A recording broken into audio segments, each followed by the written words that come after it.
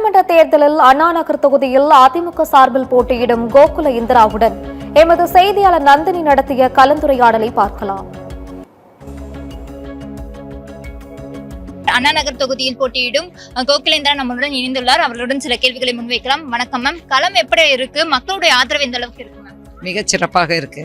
களம் நல்ல பாசிட்டிவா இருக்கு.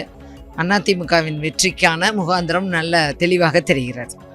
இந்த பிரச்சாரத்துல பெண்கள், இளைஞர்கள் சொல்லிட்டு பல பேர் உங்களை சந்திக்கிறாங்க. அவங்க என்ன மாதிரியான கருத்துக்களை உங்களிடம் முன்வைக்கிறாங்க மேம்? இந்த நாட்டை காயவர்கள்ட்ட இருந்து காப்பாத்துங்க, கொடியவர்கள்ட்ட காப்பாத்துங்க. எங்க வீட்டு பெண்கள் சேஃப்டியா இருக்கணும், பாதுகாப்பா இருக்கணுமா, கொஞ்சம் மாற்றி எல்லாமே ஆட்சி மாற்றம் வேணுமா, ஐயா எடப்பாடியார் தான் வரணும் நாங்கள் வேண்டிக்கிறோமா அப்படின்னு தான் சொல்கிறாங்க. ஃபர்ஸ்ட் வந்ததும் எடுத்துட்டு வருவோம் அப்படின்னா என்ன கோரிக்கைகள்? ஃபர்ஸ்ட் வந்ததும் அண்ணா நகர் தொகுதியை பொறுத்த வரைக்கும் நான் சொல்கிறது ஃபர்ஸ்ட் பட்டா, ப்ரையாரிட்டி டு பட்டா. நிறைய எல்லா இடங்கள்லையும் பட்டா தான் இஷ்யூஸ் இருக்குது. நீதிமன்ற வழக்கு இருக்குது, ஹெச்ஆர்என்சி இடத்தோட சேர்ந்துருக்கு, ப்ரைவேட் இடத்தோட சேர்ந்துருக்கு, இப்படியெல்லாம் நிறையா இருக்குது. பட்டாக்கு ப்ரையாரிட்டி. அதுக்கு அடுத்தது சேஃப்டி, விமன் சேஃப்டி. அதுக்கப்புறமா ட்ரக்ஸ் இல்லாத ஒரு கான்ஸ்டிடுவன்சி. அடிப்படை வசதிகள் இங்கே எதுவுமே நடக்கலை. அதற்கான முகாந்திரம் தான் ஃபர்ஸ்ட். அதுக்கான வேலைகள் பார்ப்போம். கடந்த 4 வருடமா நீங்க ஆளே இல்ல, பொய் பிரச்சாரம் செஞ்சு மக்களிடம் வாக்கு சேகரிக்கிறீங்க.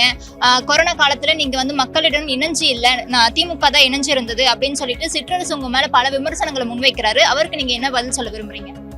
சிற்றரசு இந்த தொகுதியே கிடையாது.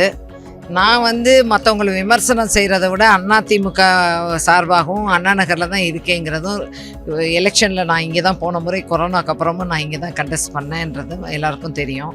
இப்போ வேறு வழி இல்லாமல் சிற்றரசு அங்கே 1000 விளக்கில் அவர் கவுன்சிலர், அந்த தொகுதியிலேருந்து இங்கே வந்துட்டு ஏதாவது ஒரு விஷயங்களை பேசுகிறதுக்கு டைம் வேஸ்ட் பண்ணி அதுக்கு பதில் சொல்கிறத விட இந்த மக்களுக்கு தெரியும். இந்த மக்கள் மேலே நம்பிக்கையோடு நான் இருக்கேன். மற்றவர்களை விமர்சனம் என்பதை விட மக்கள் மீது உள்ள நம்பிக்கை மட்டுமே எனக்கு பெரிய வெற்றியை தரப்படும்.